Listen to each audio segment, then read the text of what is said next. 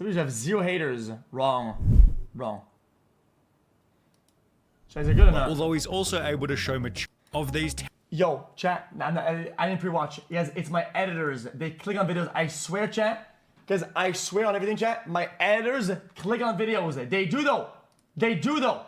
10 beloved celebrities, which one They has do, the though. absolute fewest haters? Well, let's begin by looking at Jack Black, whose hilarious paparazzi interactions are just one reason almost everybody I'll give 0 loves try him. on 7. For example, after being surrounded by a horde of photographers, Jack Black deliberately pulled the stupidest poses on his bike before trolling the paparazzi by doing this. It's impossible to follow me when I go this fast.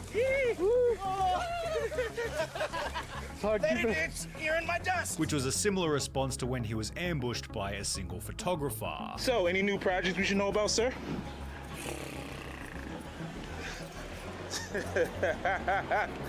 While most celebrities are concerned about keeping a manicured image, Jack Black shows that being an idiot Walking can Andy. be just as beneficial, although he's What is also that? able to show maturity in the moments where it matters, like when he took the time to sing to a young kid who was a fan of School of Rock. Jack Black, he's just such a lovable guy. How could you not like him? Met him once briefly, he was nice enough. He was really great with his kid. Something about Jack Black just feels so human, but while Jack Black has always been loved by everybody, the now loved John Cena was once disliked by many. As the Why face though? of the WWE for roughly 15 years, people have said about John Cena, I hated him when he was being shoved down our throats by Vince, while a Sportster article claimed he was disliked for being overpushed. This had only been done, however, because he was too perfect. He maintains a clean image outside of WWE, and is a perfect role model for kids who form a big part of WWE's fan base, and he carried the company on his back through and through for over 15 years. He was a reliable name for WWE during that time, not to mention he learnt one of the world's hardest languages just to further the company's presence. WWE has really never been able to penetrate China, so I figured if one of WWE's top superstars could bridge the language barrier, maybe we can get some relevancy over there. On top of this, John Cena holds the world record for granting 650 wishes through Make-A-Wish, which is especially crazy given no other figure has granted more than 200 wishes. When you experience something like the reward of a Make-A-Wish, if you're not moved, I don't know if you have a beating heart. How can haters hate on him? He's a good guy with a kind heart. Cena, you're the man. With all this in mind, it's no surprise Cody Rhodes stated, John's the ultimate role model. although if we're talking about ultimate role models, then Steve Oh, Irwin has to damn. come next. Not only did he treat the media and his fans with respect, but of course animals too, using all of his income to purchase conservation areas in 4 different countries. What good is a fast car, a flash house, and a gold-plated dunny to me? Absolutely no good at all. I've been put on this planet to protect wildlife and wilderness areas, which in essence is going to help humanity. And you know, money's great. I can't get enough money. And you know what I'm going to do with it? I'm going to buy wilderness areas with it. Every single cent I get goes straight into conservation. And guess what, Charles? I don't give a rip whose money it is, mate. I'll use it and I'll spend it on buying land. When interviewed by The Age in 2003, Steve used the interview to is promote nice, the protection of endangered species, and it seems his good nature was continued by the rest of his family. I never met Steve, but met the rest of the family when they were filming on Morton Island. Great bunch, friendly, approachable, so knowledgeable and willing to That is have a cute, though. chat. Won us all over and were more than happy to join us for a drink in the evening. Steve Irwin was so kind toward animals that even after being killed by Chad, a watch all the time when I stingray, was fans have younger. stated, I'm still a firm believer that Steve would have been like, Cricket, I'm so sorry Stingray, I didn't mean to scare you. You were just defending yourself and I was in your space. Gosh, what a beauty. Admittedly, there are Fucking people who don't Stingray, like man. Steve because he kept animals locked in his zoo, although finding a reason to hate Terry Crews is a much more difficult mission. In fact, when you Google Terry Crews in the media, all you'll find is articles like 19 reasons why Terry Crews is a gift to the world, and 9 of the biggest reasons to love Terry Crews, both of which, like Jack Black, citing Terry Crews' less than serious nature. For example, he does the exact same jump at every red carpet event, although there's another Terry Crews meme that's a whole lot better.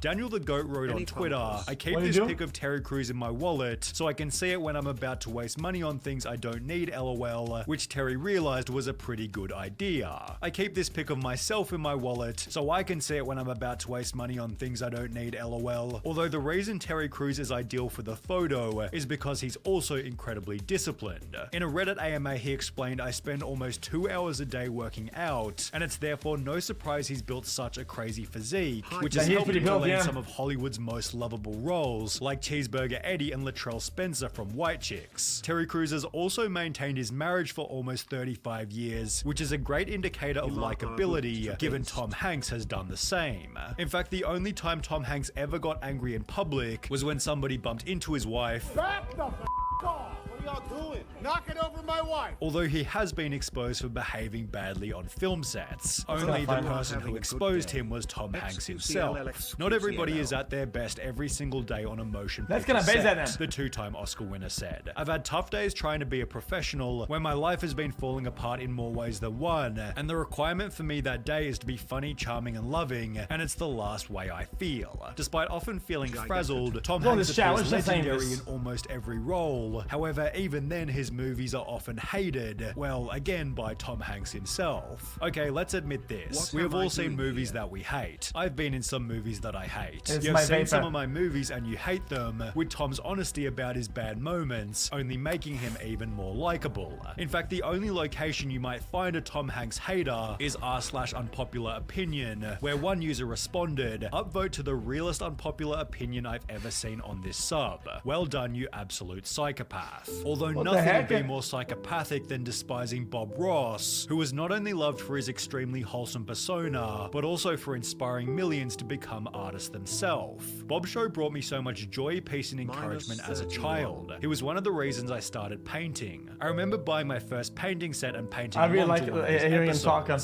realized that his style of painting was not for me, but his warm heart and gentle encouragement is something that I will never forget. In fact, every time I make mistakes in one of my paintings, I hear him saying, "We don't make mistakes, just happy little accidents." This follows Bob Ross's other philosophy that being different is not bad or good, it just is. And in case this wasn't wholesome enough, Bob Ross donated around 1,200 paintings, which was sold to help with fundraisers, while he refused to be paid by PBS for his show, and instead gave all 403 episodes to the TV network for free. Although with one single article about Bob Ross once being difficult to work with, it seems Weird Al Yankovic's legacy might be even cleaner. Difficult to work with. Genuinely funny song. Wait, difficult to work with, bro. His set is a fucking black background, one light or some shit, and one camera. How can it be hard to work with it?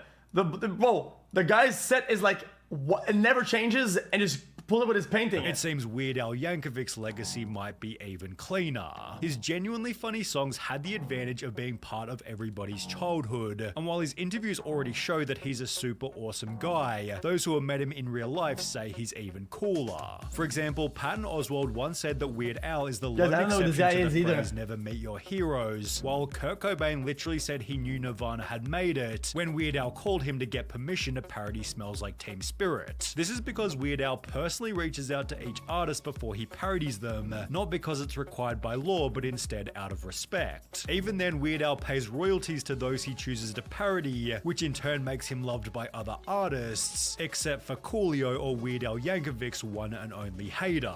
After Weird Al parodied Gangsta's Paradise by instead making Amish Paradise, Coolio hated the song and chose to slam Weird Al on a different track, thus starting their feud. The two eventually squashed their beef 10 years later in 2006, with Weird Al's one and only public feud, placing him lower than James Buckley. His role as Jay in The Inbetweeners was of such legendary status, every viewer couldn't help but love him, but while his character in the show was braggadocious and sometimes mean-spirited, James Buckley was the opposite in real life. When he began uploading to YouTube in 2016, people realized James Buckley couldn't have been more humble, which has since helped him to become the highest paid star. That shows that's kind of funny. You're a millionaire.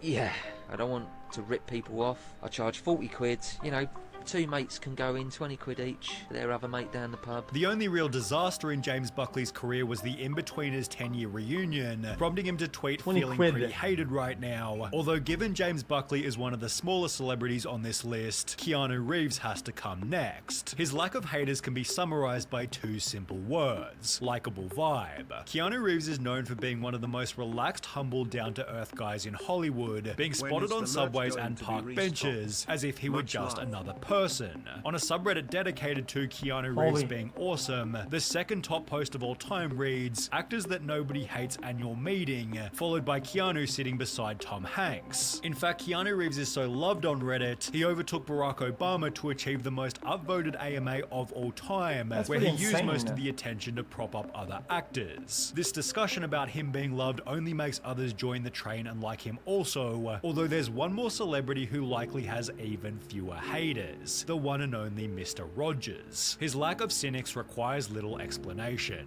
Fred Rogers was simply unhateable. His demeanor was so kind, calm and caring that when his car was stolen from outside of the network, the thieves returned the car to the exact same spot 2 days later, with a note on the windscreen reading, "If we'd known it was yours, we never would have taken it." Mr. Rogers was the definition of leading by example, as Fred's work for the greater good did not take the form of marching, rallying or picketing. Fred didn't march against Jim Crow, he cast black actors on his program, with his kind nature certainly extending to outside of the show. I actually met him a few times when I was younger. I knew his grandson, and his personality wasn't just some facade he used on camera. He was genuinely one of the nicest people I've ever met. By all accounts, he actually was the kind and gentle man. Dude, these Redditors, man, they've seen everything, man. In fact, this person thought hating Mr. Rogers was a sign of narcissistic parenting, with his likability being summarized by one single sentence. Mr. Rogers was, and in spirit remains, living proof that it's possible to conquer evil with kindness. Jeez, man. The Redditors, man. Fucking Redditors, dude. They've seen, done, and are everything that's possible out there, dude. It is what it is.